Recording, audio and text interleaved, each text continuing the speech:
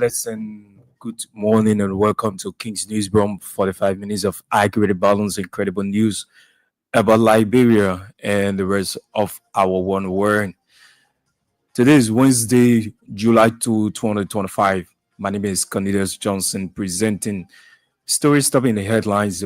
Bond County District 5 Representative Marvin Cole and several other lawmakers accused Speaker Richard Coon and Deputy Speaker Thomas Fala of mismanagement of lawmakers' gas slips and other benefits as serious tensions broke out in section. Government of Liberia religious groups and family members of slain President William R. Tolbert holds state memorial service in Monrovia to honor ex-president and 13 officials of his government executed in 1980. Supreme Court of Liberia announces 11-hour cancellation of former Finance Minister Samuel Twe and four others corruption case legal hearing as prosecuting lawyers demand recusal of outgoing Chief Justice Yanin Ayo from the case. Away from Liberia, some 76 Ghanaians who were trafficked to Nigeria on a fraudulent recruitment scam have been rescued. That's according to Ghanaian police. And Congolese government says it targeted an aircraft which rebels claim was delivering food aid before it was blown up in the district of Manabwe, close to the country's borders with Rwanda and Burundi. The news bulletin, Voices of the Newsmakers, are coming up. We take a very short break to be right back.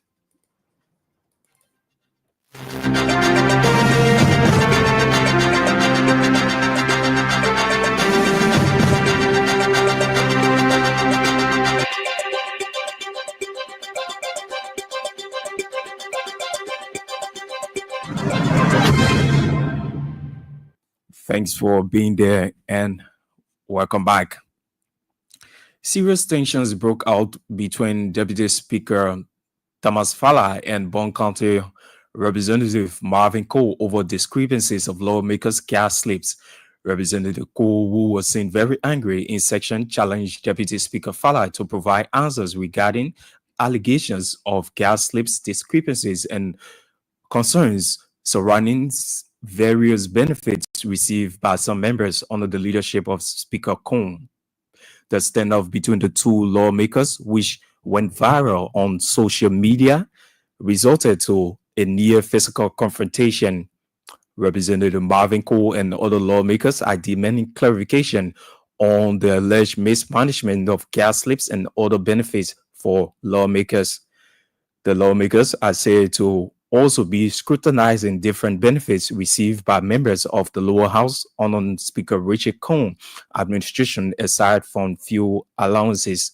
Representative Cole and others have questioned the leadership of the lower house over its jurisdiction of the benefits, accusing the Speaker and Deputy Speaker of carrying out non-transparent resource allocation practices.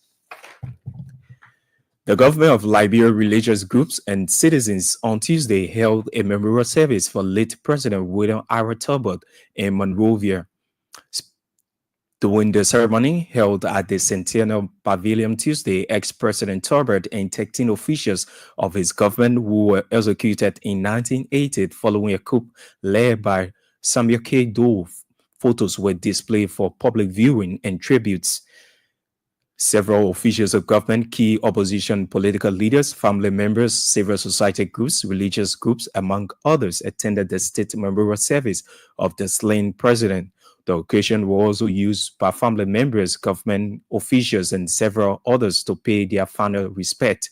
In a special statement during the service, President Joseph Boakai said President William R. Tolbert, as 20th president of Liberia and the former chairman of the Organization of African Union, was known for his visionary leadership, bold reforms, pan-African spirit, and enduring belief in the youth, social justice, empowerment, among others.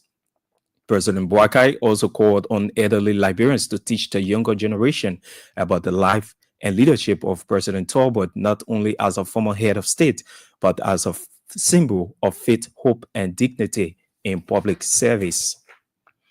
The Supreme Court of Liberia on Tuesday canceled its legal acumen into the high corruption case involving former finance minister Samuel Toye and four others. Initially, Tuesday, July 1 was scheduled for the legal acumen, but prosecuting lawyers have since questioned outgoing Chief Justice Yanin Ayo legal standing to hear new cases and have demanded Chief Justice Yu to step down. According to our judicial correspondent, the High Court cancellation of the argument was announced to lawyers on Tuesday by Councillor Sam Mobolu, clerk of the Supreme Court, without appearance of the Chief Justice and Associate Justices in open court. Several Liberians have equated the cancellation to prosecuting lawyers' stance against the outgoing Chief Justice, which questioned her legal standing to hear new cases after she reached the retirement age of 70 on June 26, consistent with Article 72B. Meanwhile, Kings FM is yet to obtain official information that prompted the 11-hour cancellation of the high-profile corruption case legal argument. Former Finance Minister Samuel Twe, Councillor Nyanti Twine, former Solicitor General Stanley Ford, former Director of Financial Intelligence Agency Moses Cooper, former controller of the Financial Intelligence Agency, and Jefferson Kamun were indicted in 2024 by the Liberian government for allegedly embezzling over 6 million United States dollars and billions of Liberian dollars. The Solidarity and Trust for a New Day, in partnership with We the People movement, has strongly rejected the appointment of Justice Nyamin Bweze as Chief Justice of the Republic of Liberia. Stand and We the People movement are the lead organizers of the upcoming July 17 Enough is Enough protest. In a statement issued Tuesday, Stand termed the appointment of Associate Justice Bweze as a serious blow to judicial independence and signals a troubling attempt by Bwaka administration to tighten its grip on the nation's highest court. According to the statement, Justice Bweze elevation marks a significant setback for the integrity of the judiciary. Sten argued that recent conduct in the Fonati Kofa legislative dispute reveal a pattern of inconsistencies and perceived political pliability, traits fundamentally incompatible with the impartiality and independence required of the Chief Justice. The civil society group at the same time said the U.S. State Department and other international partners have raised ongoing concerns about the lack of transparency and integrity in Liberia's judiciary. He added that President Joseph Boakai appointment of Justice Bweze, despite these warnings, suggests a troubling prioritization of political loyalty over constitutional responsibility and national interests. President Joseph Boakai has appointed Clarence Masakwe as acting chairman of the Liberia Telecommunication Authority, replacing LTA recently suspended acting chairman Abdullah Kamara. A release issued by the executive mansion described the appointment as President Joseph Boakai's commitment to competent leadership and institutional reform. The 80-year-old president also nominated Dr. Aguirre Stevens, Vice President for Academic Support Services at the African Methodist Episcopal University, as acting superintendent of the Monrovia Consolidated School System. The president's latest appointments at the LTA and MCSS have sparked major concerns among citizens. Recently, President Joseph Boakai suspended MCC President James Mobo and LTA acting chairman on corruption allegations and forwarded them to LACC for full investigation. However, the new appointments were made by the Liberian leader in the absence of LACC investigative report into allegations that resulted to the suspension of James Mobile and Abdullah Kamara of the LTA and MCSS, respectively. The House of Representatives has mandated its Committee on Education to launch a full-scale investigation into the University of Liberia's current operational state and budgetary needs. The decision follows a communication from Matsuraito County District 1 Representative Ruki Barry, which called for an increment in the annual budgetary allotment to the University of Liberia from 33 million United States dollars to 45 million United States dollars. Representative Barry communication to plenary highlighted that her district, which hosts the university's Fenia campus, is burdened with the growing realities of the institution's constraints. She cited several pressing concerns, including deteriorating infrastructure, lack of basic utilities and equipment, deficiency in modern learning materials, among others. According to the House Bureau of Press and Public Affairs, the hearing will require the authorities of the University of Liberia to appear and provide a comprehensive presentation justifying the requested budget increment, as well as to outline the institution's ongoing challenges and propose interventions. The Liberia Intellectual Property Office, LIPO, says it will commence publishing the names of all expired trademarks beginning July 7, 2025. According to a release by LIPO, the move is part of efforts to improve transparency and maintain accurate and up-to-date trademark records. The release added that any trademark that has not been renewed or restored within the time allowed by law will be considered lapsed and removed from the official registry. The Liberia Intellectual Property Office further said registered trademarks in Liberia are valid for 10 years with an additional 6 months grace period for late renewal. The Liberia Water and Sewer Corporation, with funding from the World Bank, has officially launched a 40 million United States dollars project aimed at connecting over 250,000 homes with pipe-borne water in Painesville and its surroundings. Speaking during the launching ceremony held at Omega Courtroom on Tuesday, LWC Managing Director Mo Ali disclosed that the water will connect homes and it will be affordable. Ali further encouraged community leaders to ensure that residents have in their homes the appropriate pipes in order to be connected, as the corporation would not be responsible to put any water systems in the homes. He added that the Liberian government will also spend over 1 million United States dollars for purchase of pipes and meters to connect the houses. Authorities in Carisburg District of Massarada County have unveiled plans aimed at combating criminal gangs engaged in the illegal sale of land in Louisiana, Bentor, and Carisburg. Anthony Jackson Molu disclosed that as part of the plan, his office will be holding meetings with owners of estates and lands to ascertain the general owners of properties in the region. According to him, the officers of the Liberia National Police was injured as a result of gunfire by some gangs, while a sheriff of the court was stabbed by an unknown person. Anthony Molu explained that some of the criminal gangs are parading on people's land with deadly instruments, scaring away the original owners. He made the comments during an interview on Tuesday. The Assistant Secretary General of the National Youth Congress of the ruling United Party has called on young people to see themselves as a pillar or the pillars on which the nation's futures will stand. Chris Pocan emphasized the importance of hard work in securing a better tomorrow, adding that no good life comes without hard work.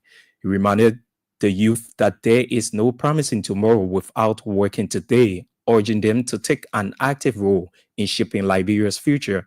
The Unity Party Youth Congress Assistant Secretary General message highlights the crucial role young people played in national development and the need for dedication and commitment to progress. Poca made these remarks while delivering the keynote speech at the graduation and closing ceremony of CTG International School located in Aro 2 Community, Painesville. And away from home now, some 76 Ghanaians who were trafficked to Nigeria on a fraudulent recruitment scam have been rescued.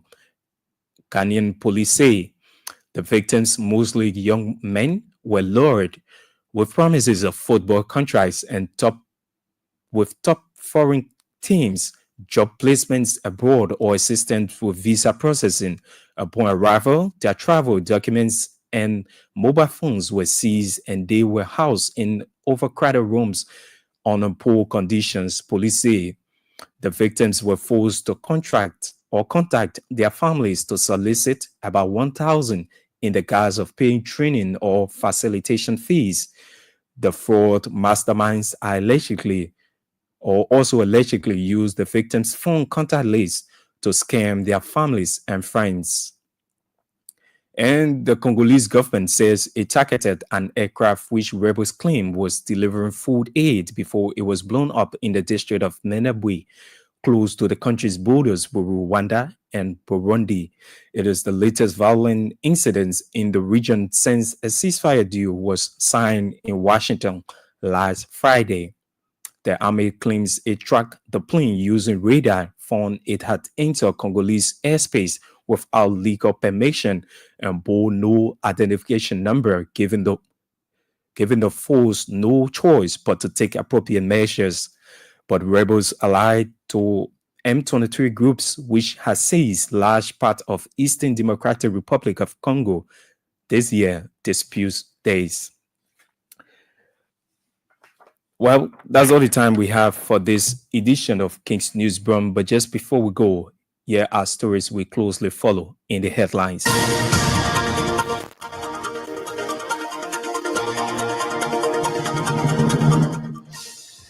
Bond County District 5 Representative Marvin Cole and several other lawmakers accused Speaker Richard Cohen and Deputy Speaker Thomas Fowler of masterminding, of mismanagement of lawmakers' gas slips, and other benefits as serious tensions broke out in session.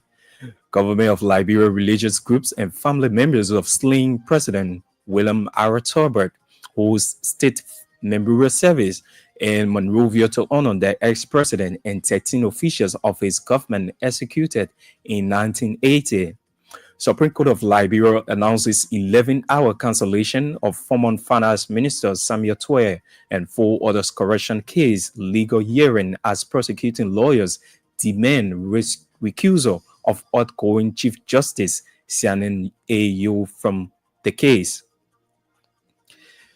Away from Liberia, some 76 Ghanaians who were trafficked to Nigeria on a fraudulent recruitment scam have been rescued, Ghanaian police say. And the Congolese government says it targeted an aircraft which rebels claim was delivering food aid because before it was blown up in the district of Mandabwe, close to the country's borders with Rwanda and Burundi.